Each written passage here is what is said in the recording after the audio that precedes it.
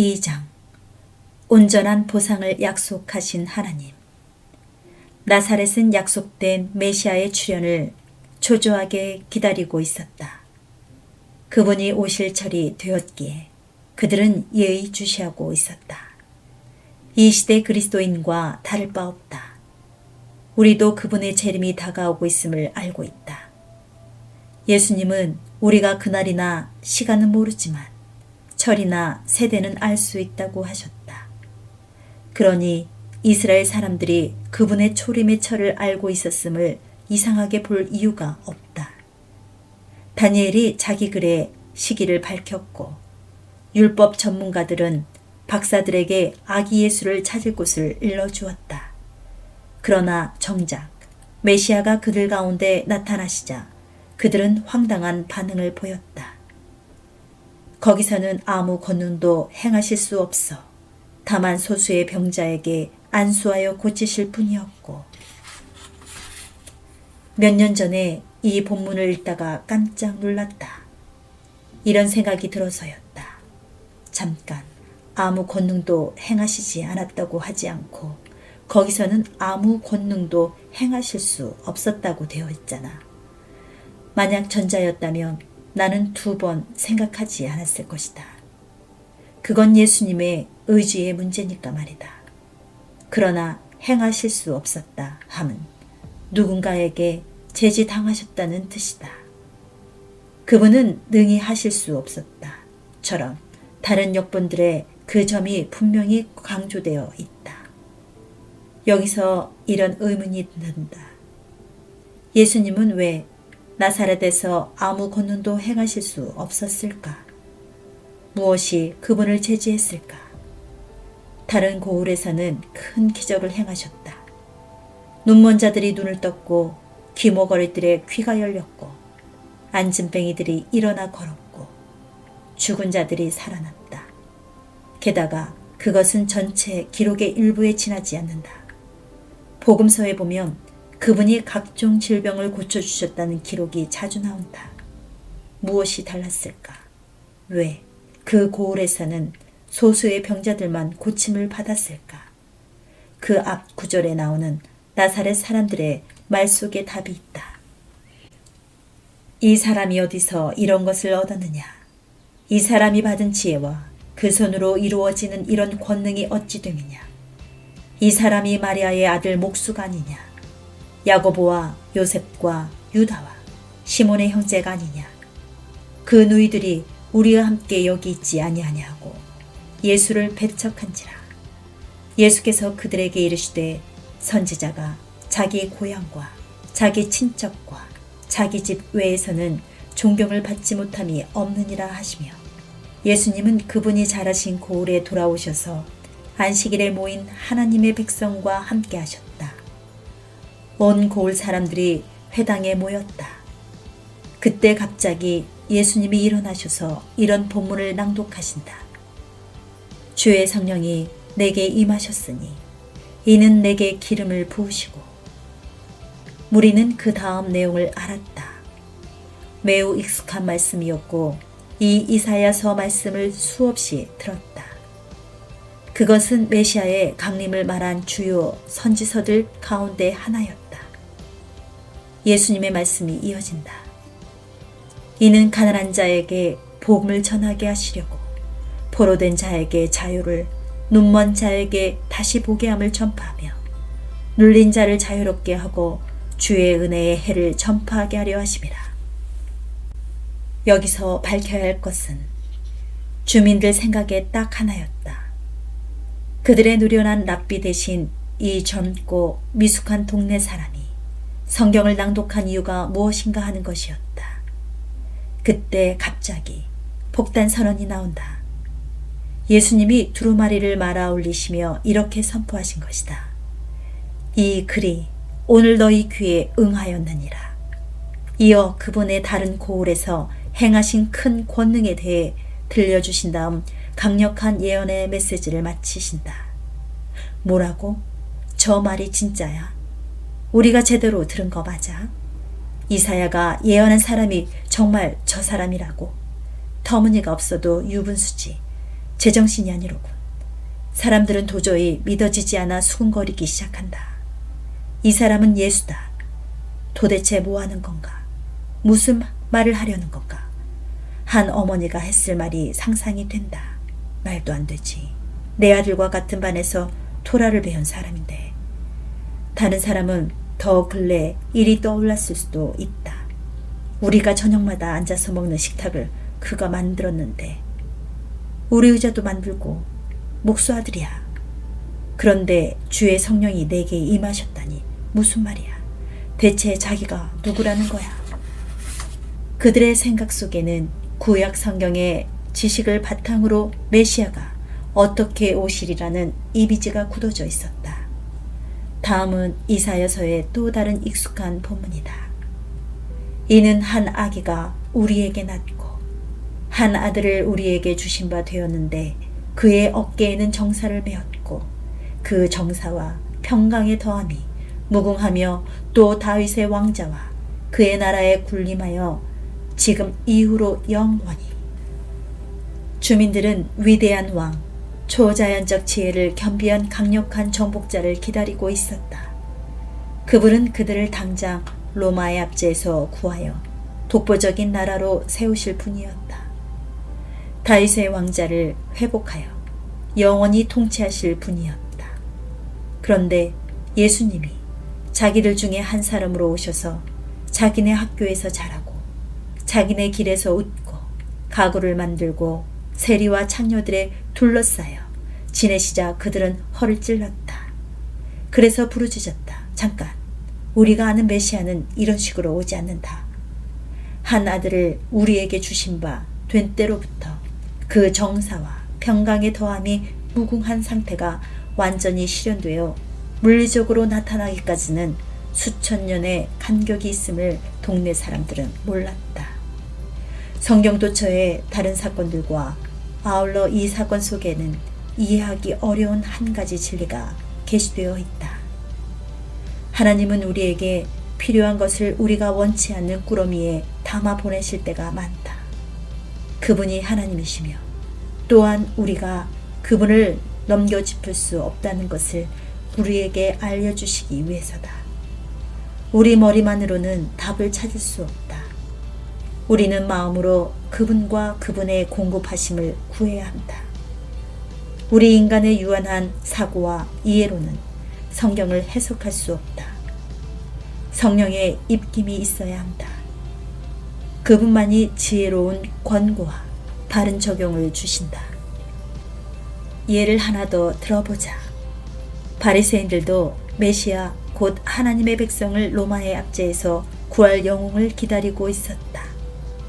이 지도자들은 그분이 오시기를 초조하게 기다렸고 예루살렘에 세워질 새 나라에서 자기네가 관원이 될 줄로 믿었다. 그래서 막상 예수님이 갈릴리 출신의 훈련받지 못한 인간으로 등장하시자 그들은 그분을 조롱했다. 그들의 메시아 상에도 그분은 맞지 않았다. 그들은 예수님을 여러 번 신문했는데 그 가운데 이런 기록이 있다. 바리새인들이 하나님의 나라가 어느 때에 임하니까 묻건을 예수께서 대답하여 이르시되 하나님의 나라는 볼 수 있게 임하는 것이 아니요 또 여기 있다 저기 있다고도 못하리니 하나님의 나라는 너희 안에 있느니라. 이번에도 바리새인들은 이사야가 예언한 메시아의 지상나라를 두고 말했다. 그들 역시 성령의 인도하심에 의지하기보다는 자기네 머릿속의 성경 해석을 바탕으로 메시아를 찾고 있었다. 그들은 하나님을 마음으로 안 게 아니라 자기네 논리로 알았다. 이와는 대조적으로 역시 메시아를 기다리고 있던 또 다른 사람을 살펴보자. 그의 이름은 시므온으로 그는 이런 사람이다. 의롭고 경건하여 이스라엘의 위로를 기다리는 자라. 성령이 그 위에 계시더라. 그가 주의 그리스도를 보기 전에는 죽지 아니하리라 하는 성령의 지시를 받았더니 성령의 감동으로 성전에 들어가매 마침 부모가 율법의 관례대로 행하고자 하여 그 아기 예수를 데리고 오는지라. 시몬이 아기를 안고 하나님을 찬송하여 이르되, 예수님에 대한 시몬의 말을 압축하면 생후 30일 된 이 아기가 곧 메시아라는 선포였다. 그는 생후 1개월밖에 안 된 그분을 메시아로 알아보았다. 그런데 나사렛 사람들은 어떤가? 그분이 30세가 넘어 여태까지 어떤 인간도 행한 적이 없는 기적과 이적을 보이셨는데도 그분을 알아보지 못하고 바리새인들은 그분을 조롱한다. 왜 그랬을까? 역시 하나님은 성령이시며 그분과 그분의 길을 아는 자들은 진리를 계시해 주시는 성령을 통해서 알아야 하기 때문이다.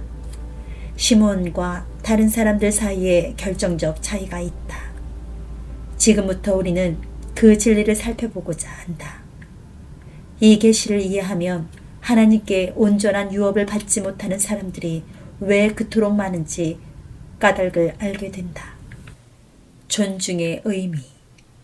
우선 예수님의 사역에 대한 고향 사람들의 반응을 보고 그분이 하신 말씀부터 보자. 그분은 선지자가 자기 고향과 자기 친척과 자기 집 외에서는 존경을 받지 못함이 없느니라고 하셨다. 여기 핵심 단어는 존중이다. 그들은 그분을 존중하지 않았다. 존중을 뜻하는 그리스어는 팀이다. 나는 이 단어와 그와 관련된 단어들을 많이 연구했다.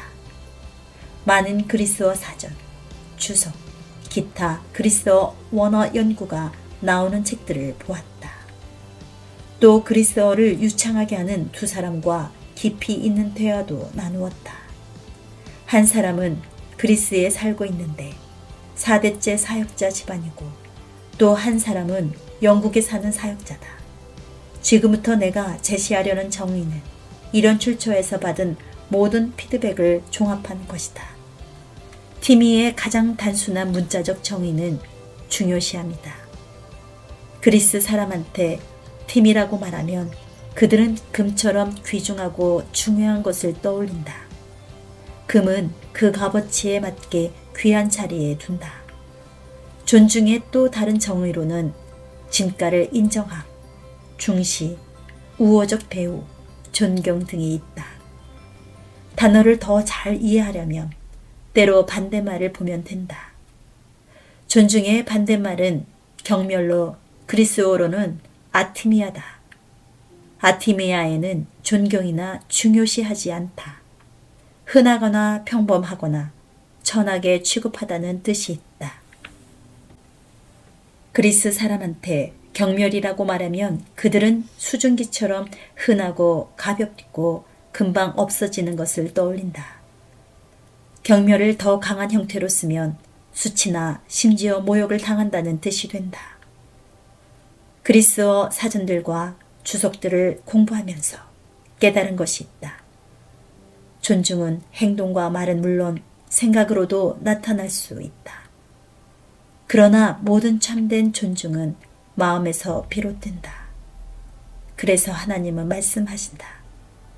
이 백성이 입으로는 나를 가까이 하며 입술로는 나를 공경하나 그들의 마음은 내게서 멀리 떠났나니 그들이 나를 경외함은 사람의 계명으로 가르침을 받았을 뿐이라. 그들이 나를 경외함은 이라는 하나님의 표현을 잘 보라. 참된 존중은 하나님을 경외하는 마음에서 흘러나온다. 예수님의 말씀처럼 나사렛 사람들은 그분에게서 존중을 거두었다. 이들 고향 사람들은 그분을 귀하고 중하신 분으로 여기지 않았다. 예수님은 하나님의 뜻을 이루도록 하나님의 보내심을 받으신 분이었건만 그들은 알아보지 못했다. 예수님은 결국 제지당하셨고 아무 권능도 행하실 수 없었다. 아마 몇 명의 두통, 혹 관절염, 혹 허리 아픈 사람 두엇이 고침받았을 것이다. 예수님은 병자들과 마귀에 억눌린 모든 자들을 고치시도록 보냄받으셨다. 그분은 하나님의 아들이시며 성령이 한량없이 충만하신 인자셨다. 그런데 그분이 그 사명을 다하실 수 없었다. 그 고을 모든 사람들의 병이 낫는 것을 하나님이 원하지 않으셨기 때문이 아니라 그들의 존중을 거둠으로써 그분을 제지했기 때문이다. 그들은 그분을 흔한 동네 사람으로 취급했다. 그래서 그들은 지극히 작은 부분적 보상만 받았다. 복음서에 보면 예수님이 어떤 집에서 수많은 성경 교사들과 전문가들을 가르치시는 또 다른 사건이 나온다. 이들 사역자들은 그분 말씀을 들으려고 갈릴리와 유다 모든 고을에서 왔다. 성경에 보니 병을 고치는 주의 능력이 예수와 함께 하더라고 했다. 여기서 그들이란 그 자리에 참석한 사람들을 가리킨다. 한 가지 분명한 사실은 하나님은 아무것도 낭비하지 않으신다는 것이다. 예수님이 4,000명과 또 5,000명을 먹이신 때를 생각해보라. 두 경우 다 그분은 하나도 버리는 게 없도록 남은 음식을 다 모으라고 엄히 명하셨다. 우리 같으면 버렸거나 쓰레기통에 넣었을 것을 그분은 모으셨다. 성경 도처에 하나님 방식에서 동일한 원리를 볼 수 있다. 그분은 아무것도 낭비하지 않으신다. 그러니 바리새인들과 율법 교사들의 병을 고치는 능력이 주님께 있었다면 그 가운데 치유가 필요한 자들이 적어도 하나나 아마도 몇 명은 있었다는 말이다. 내 경험으로 보아도 그렇다. 현재로 돌아와 보자. 한 방에 사람이 수백 명 모였으면 그들 속에는 이래저래 아픈 사람들이 반드시 여남은 명, 많게는 그 이상 있게 마련이다. 그들 모두를 고칠 수 있는 하나님의 능력이 그 자리에 있었으나 그들 가운데 아무도 치유를 얻지 못했다. 나중에 어떤 사람들이 중풍에 걸린 친구를 들것에 싣고 왔다. 집안에 발 디딜 틈이 없어 앞문으로 들어갈 수가 없자 그들은 다른 방도를 시도했다.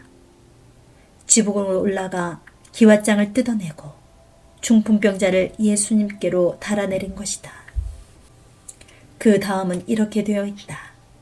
예수께서 그들의 믿음을 보시고 이르시되 이 사람아 내 죄사함을 받았느니라 하시니 서기관과 바리새인들이 생각하여 이르되 이 신성 모독하는 자가 누구냐?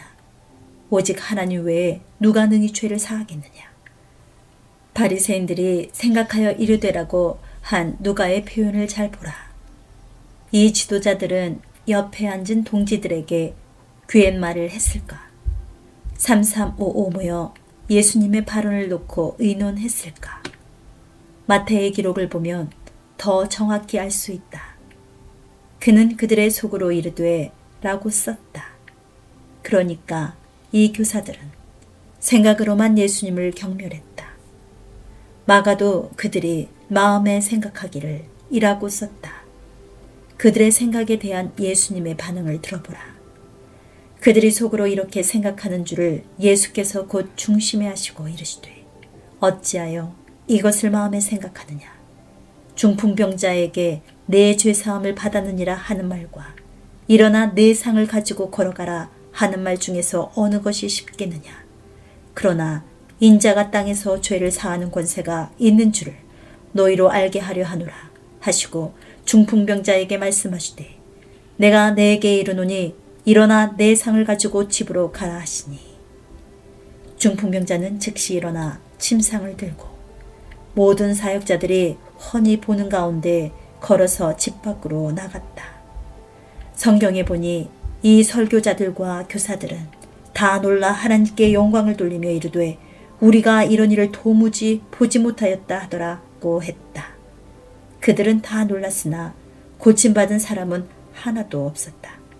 생각만으로라도 예수님을 경멸했기에 그들은 보상을 하나도 받지 못했던 것이다.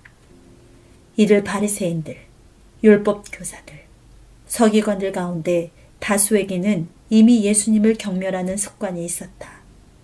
그들은 그분을 조롱하고 멸시했고 많은 경우 공개적으로 망신시키려 했다.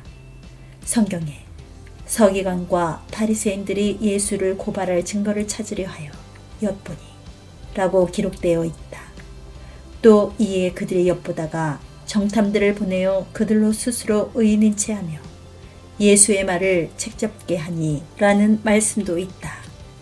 이것은 많은 기사 가운데 일부일 뿐이다. 잊지 말라. 존중이나 경멸은 행동, 말, 생각으로 나타날 수 있으나 모든 참된 존중은 마음에서 비롯된다. 예수님도 인정하신 믿음의 사람들. 사역 초기에 예수님은 가버나움에 들어가셨다가 곧바로 어떤 로마 장교를 만나셨다. 사실 그는 백부장이었는데 중풍병에 걸려 몹시 괴로워하는 자기 하인을 고쳐달라고 그분께 간청했다. 예수님은 그럼하고 하셨다. 내가 가서 고쳐주리라. 그러자 백부장은 이렇게 대답했다. 주여, 내 집에 들어오심을 나는 감당하지 못하겠사오니. 감당하지 못하겠다니. 로마는 지금 이스라엘 나라를 점령한 상태다. 그런데 왜 정복자인 로마 장교가 비정복자인 유대인 목수에게 내 집에 들어오심을 나는 감당하지 못하겠사오니 라고 말한단 말인가. 이 사람이 예수님을 얼마나 존중하는지 알겠는가. 로마 장교는 이 목수가 누구인지 알고 있다. 그는 예수님을 아주 중요한 분으로 대하며 그에 합당한 존경심을 보인다. 장교는 계속해서 이렇게 설명한다. 다만 말씀으로만 하옵소서. 그러면 내 하인이 낮게 사옵나이다. 나도 남의 수하에 있는 사람이요. 내 아래에도 군사가 있으니 이더러 가라 하면 가고 저더러 오라 하면 오고 내 종도로 이것을 하라 하며 하나이다. 이 장교의 지위나 계급을 살펴보자. 로마의 한 군단에는 병사 6천이 있고 군단 전체에 지휘관 하나가 있었다. 6,000명 군단 안에 그 지휘관 휘하에 백부장 60명이 있고 각 백부장 밑에 군사 100명이 있었다. 그는 지금 자신의 간청이 어떻게 왜 이루어질 것인지 예수님께 설명하고 있다. 그가 자기 지휘관을 존중하고 그 권위에 복종하기 때문에 휘하 병사들은 그를 존경하고 따른다. 그는 상관장교의 지원을 받고 상관장교는 다시 로마 권세의 지원을 받는다. 간단히 이렇게 말할 수 있다. 제가 권위 있는 이유는 제가 고국과 상관들을 존중하고 그들의 권위를 존경하기 때문입니다. 그래서 제가 말만 하면 제 밑에 사람들이 즉각 제 지시에 따릅니다. 그는 예수님께 있는 하나님의 권위를 알아보았고 자기가 군대 세계에서 권위를 휘두르는 것처럼 예수님도 보이지 않는 영의 세계에서 권위를 행하시고 계심을 알았다. 그래서 그는 예수님의 간단한 명령 한마디면 병이 순종하리라는 것을 알았다. 그의 생각에 그것은 자기 권위 밑에 사람들이 자신의 명령에 즉각 순종하는 것과 하나도 다를 바 없었다. 예수님의 반응을 보라. 예수께서 들으시고 놀랍게 여겨 따르는 자들에게 이르시되 내가 진실로 너희에게 이르노니 이스라엘 중 아무에게서도 이만한 믿음을 보지 못하였노라. 예수님은 이 로마 장교가 세례 요한보다 믿음이 크다고 공포하신다. 좀 더 들어가 보면 이 장교의 믿음이 예수님의 어머니 마리아보다 크다. 예수님은 자신이 30년 넘게 이스라엘에서 만나 본 중에서 그의 믿음이 가장 크다고 선포하시지 않았는가. 예수님은 절대로 과장하지 않으시는 분이다. 나는 믿음의 사람이다. 당신도 그렇기를 바란다. 믿음이 없이는 하나님을 기쁘시게 할 수 없기 때문이다. 성경에 기록된 대로 믿음은 들음에서 나며 들음은 그리스도의 말씀에서 난다. 장담하건대 세례 요한이 이 로마 장교보다 성경을 훨씬 더 많이 들었을 것이다. 그런데 이 장교의 믿음이 더 컸다. 또 아마도 예수님의 어머니 마리아, 12제자, 기타 예수께서 만나신 많은 이스라엘 사람들도 이 로마 장교보다 하나님의 말씀을 훨씬 많이 들었을 것이다. 그런데 그의 믿음이 그들 가운데 누구보다 컸다. 그의 믿음은 어째서 그렇게 컸을까? 예수님께 보인 그의 존중, 그리고 권위에 대한 그의 이해가 서로 맞물려서 그렇게 되었다. 누가복음 17장 5절부터 10절에 보면 믿음은 하나님의 말씀을 듣기만 한다고 나는 게 아니라 권위를 존중하고 순종함이 보완되어야 한다. 로마 장교는 권위를 알고 존중했기 때문에 온전한 보상을 받았다. 그의 마음에 있던 존경심의 기초는 권위를 중시하는 자세였다. 이렇듯 그의 근본 동기는 존중이었다. 또 마가복음 7장에는 예수께 와서 도움을 청하는 수로보니게 태생의 한 그리스 여인이 나온다. 성경에 보니 여인은 자기 딸을 귀신한테서 구해달라고 그분께 계속 졸랐다. 이로 미루어 예수님은 그녀가 해온 여러 번의 간청을 들어주지 않으신 듯하다. 그런데도 여인은 계속 구했다. 마침내 여인은 반응을 얻어낸다. 예수께서 이르시되 자녀로 먼저 배불리 먹게 할지니 자녀의 떡을 취하여 개들에게 던짐이 마땅치 아니하니라. 예수님은 그 여인을 개라고 부르셨다. 그녀는 이렇게 퍼부어 댈 수도 있었다. 뭐라고? 나더러 개라고? 그러고도 당신이 사역자야. 어떻게 감히 나를 이렇게 모욕해. 기껏 도와달라고 왔다가 이런 대우나 받다니. 딸 때문에 부르짖는 절박한 어미를 측근들하고 같이 앉아 무시해. 당신이 설교하는 그 사랑은 어디로 갔지? 이 위선자 같으니라고 가면 될 거 아니야. 하지만 이 여인은 그렇게 행동하지 않았다.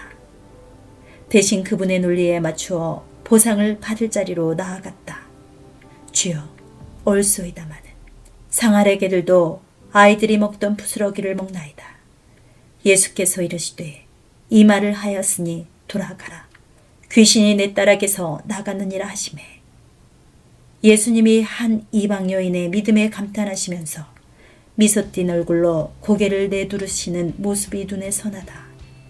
그런 그녀를 어떻게 물리칠 수 있겠는가. 그분은 딸을 괴롭히던 귀신이 나갔다고 하셨고 집에 가보니 딸은 나아 있었다. 이 여인이 소극적이었거나 예수님의 말에 금방 기분이 상했다면 어떤 보상도 없었을 것이다. 하지만 그녀는 예수님이 누구인지 알았고 끝까지 그분을 존중했다. 그래서 처음에는 끈질기게 청했고 나중에는 자기가 모욕이나 경멸을 당하는 듯 싶을 때조차도 도로 욕하거나 그만두지 않았다. 그 조지일관 덕분에 그녀는 온전한 보상을 받았다. 흥미롭게도 이를 놀라운 믿음의 모범은 둘 다 아브라함의 언약 밖에 있던 이방인들이었다. 백부장과 그리스 여인의 믿음을 보고 예수님은 놀라셨다. 그들은 오늘날 좀처럼 찾아보기 힘든 한 원리를 알았다. 그들의 절박함 속에 존중심이 흘렀고 그래서 둘 다 온전한 보상을 받았다. 존중의 원리. 복음서를 훑어보면 부분적 보상을 받은 사람들, 온전한 보상을 받은 사람들, 보상을 전혀 받지 못한 사람들이 그 밖에도 많이 있다. 각 경우마다 존중의 청지기로서 제각기 독특한 면이 있다. 어떤 사람들은 마땅한 존중심이 턱없이 부족하다. 어떤 사람들은 풍성한 존중심이 진심에서 우러난다. 어떤 사람들은 노골적인 경멸의 태도로 예수님께 다가간다. 존중이 본문에 직접 나타나지 않는 경우라도 그 틀이나 원리는 그대로 남아있다. 이것은 영적인 법칙이다. 그래서 하나님은 말씀하신다. 나를 존중히 여기는 자를 내가 존중히 여기고 나를 멸시하는 자를 내가 경멸하리라. 하나님을 존중하는 자들은 존중을 받는다. 그게 순리다. 예수님을 존중한 사람들은 자기가 존중을 보인 정도만큼 하나님께 받았다. 하인 한 사람과 딸 하나가 고침받은 정도가 아니라 지금까지도 우리는 그 백부장과 여인의 선택과 믿음을 칭송하고 있지 않은가. 이 원리는 특히 예수님의 순환 직전에 부각된다. 예수님은 베다니에서 나환자 시몬의 집에 계셨다. 그분이 식탁에 앉아 계시는데 어떤 여인이 설화석고 병에 든 값비싼 감송기름을 가지고 그분께 다가온다.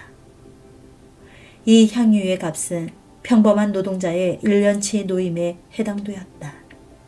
여인은 눈물로 예수님의 발을 씻기고 자기 머리털로 닦더니 향유병을 깨뜨려 예수님의 머리에 부었다. 여인은 예수께 아낌없이 기름을 부어 그분을 존중했으나 그 자리에 있던 사람 전부가 그 일을 기뻐하지는 않았다. 어떤 사람들이 화를 내어 서로 말하되 어찌하여 이 향유를 허비하는가? 이 향유를 300데나리온 이상에 팔아 가난한 자들에게 줄 수 있었겠도다 하며 그 여자를 책망하는지라. 상황과 떼어놓고 보면 그들의 말은 꽤 합리적이고 사려 깊은 말처럼 들린다. 그리스도인이라면 마땅히 가난한 자들을 생각해야 하지 않던가. 그러나 그들은 큰 그림을 놓쳤다. 그 순간에 벌어진 일을 놓쳤다. 아들이신 예수님을 존중함으로써 하늘과 땅에 하나님을 존중할 수 있는 기회가 눈앞에 있었는데 그것을 깨닫지 못한 것이다. 주님의 따끔한 책망을 들어보라. 가만두어라. 너희가 어찌하여 그를 괴롭게 하느냐. 그가 내게 좋은 일을 하였느니라. 가난한 자들은 항상 너희와 함께 있으니 아무 때라도 원하는 대로 도울 수 있거니와 나는 너희와 항상 함께 있지 아니하리라. 그는 힘을 다하여 내 몸에 향유를 부어 내 장례를 미리 준비하였느니라.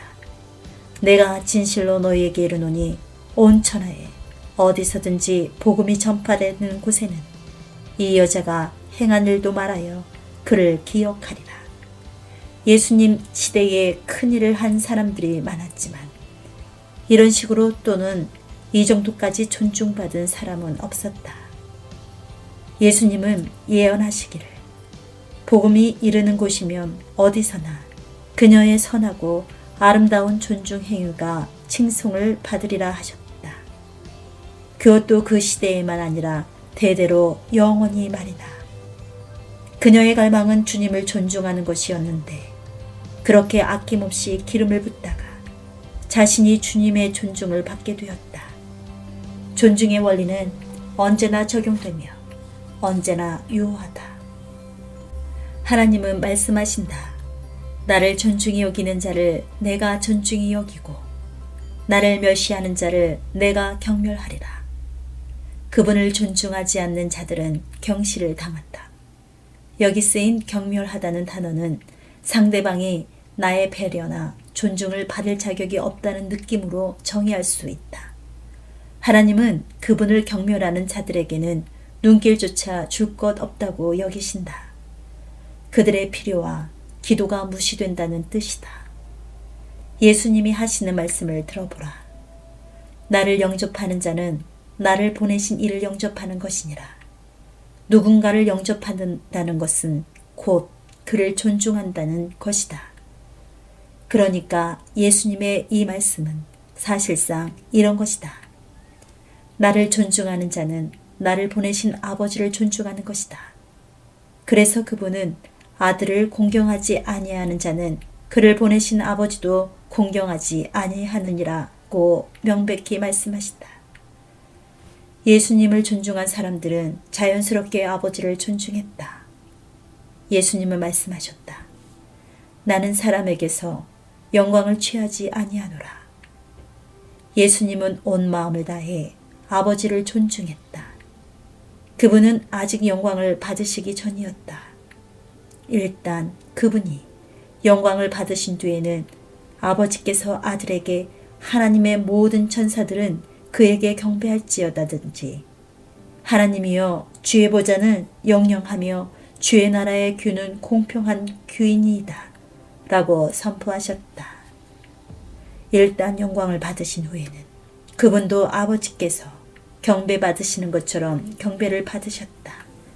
그러나 이 땅을 걸으시는 동안에는 예수님은 인자로 사시고 사역하셨다.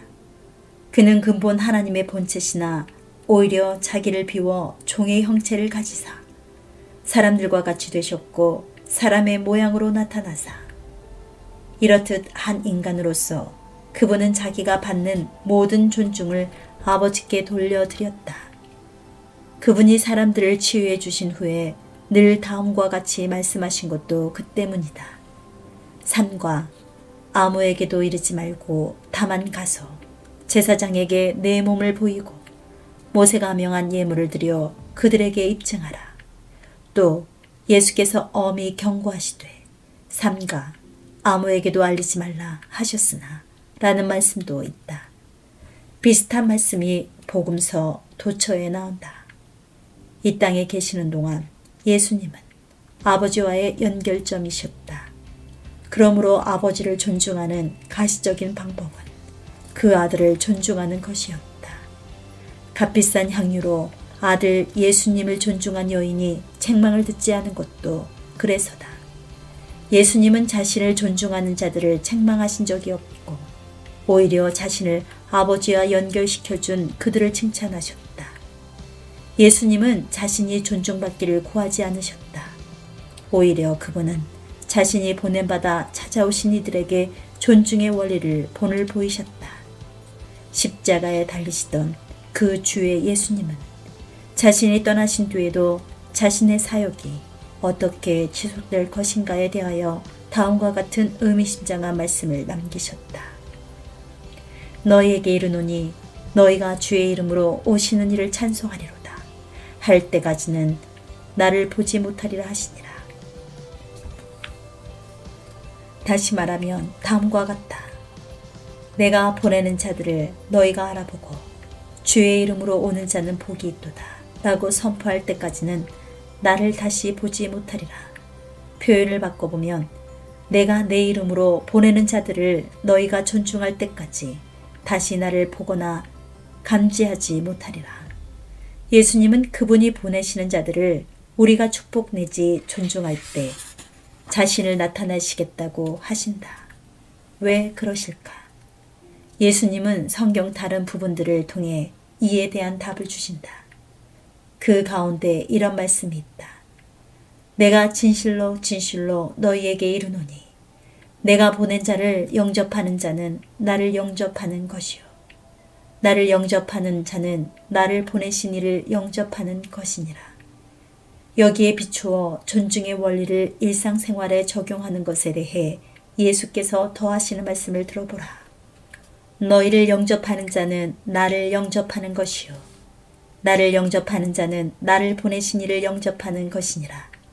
선지자의 이름으로 선지자를 영접하는 자는 선지자의 상을 받을 것이요 의인의 이름으로 의인을 영접하는 자는 의인의 상을 받을 것이요 또 누구든지 제자의 이름으로 이 작은 자 중 하나에게 냉수 한 그릇이라도 주는 자는 내가 진실로 너에게 이르노니 그 사람이 결단코 상을 잃지 아니하리라.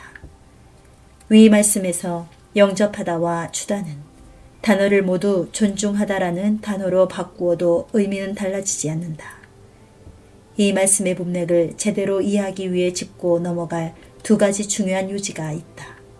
첫째, 하나님 나라에는 아버지로부터 시작되어 예수님께로 흘러내려온 권위 체계가 있다. 아버지는 예수님을 보내셨고 모든 권세를 주셨다. 부활하신 후에 예수님은 선포하셨다.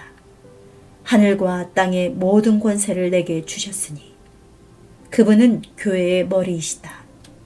날이 이르러 모든 저항이 그분 발 아래 평정되면 그분은 나라를 다시 아버지께 바치실 것이다.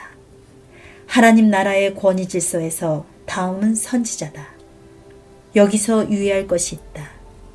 예수님은 지금 신약 성경이 없는 사람들에게 말씀하고 계신다. 그들은 우리의 용어와 방식을 몰랐고 그래서 그분은 그들에게 익숙한 용어로 말씀하신 것이다. 구약의 선지자들은 하나님의 대변인 역할을 했다.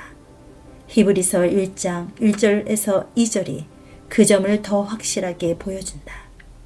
옛적의 선지자들을 통하여 여러 부분과 여러 모양으로 우리 조상들에게 말씀하신 하나님이 이 모든 날 마지막에는 아들을 통하여 우리에게 말씀하셨으니 신약 성경에 이것이 되풀이되어 나타난다. 예수님은 죽은 자 가운데서 부활하여 높이 오르신 후에 친히 어떤 사람은 사도로, 어떤 사람은 선지자로, 어떤 사람은 복음 전하는 자로, 어떤 사람은 목사와 교사로 삼으셨다. 만약 예수님이 오늘 우리에게 말씀하신다면 이렇게 말씀하실지 모른다. 사도의 이름으로 사도를 존중하는 자는 사도의 보상을 받을 것이고, 목사의 이름으로 목사를 존중하는 자는 목사의 보상을 받을 것이다. 선지자, 전도자, 교사의 경우도 마찬가지다.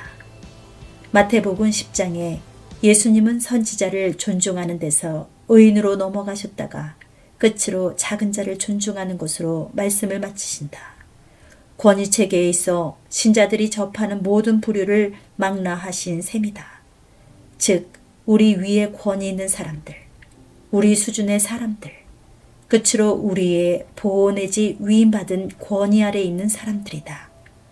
우리가 만나는 모든 인간은 이 세 범주 가운데 하나에 해당된다. 여기서 두 번째 중요한 요지가 나온다. 우리는 위에 있는 사람들을 존중해도 보상을 받는다. 내 수준의 사람들을 존중해도 보상을 받는다. 끝으로 내 보호나 권위 아래 있는 사람들을 존중해도 보상을 받는다. 앞에서 풀어쓴 말을 잊지 말라. 내가 내 이름으로 보내는 자들을 너희가 존중할 때까지 다시 나를 보지 못하리라. 이 말씀과 마태복음 말씀을 결합하면 이러한 세 경우에 각각 천국의 놀라운 보상이 따른다는 사실이 분명해진다. 또한 이러한 보상에는 예수님의 실체를 통찰할 수 있는 더 큰 계시가 항상 수반된다.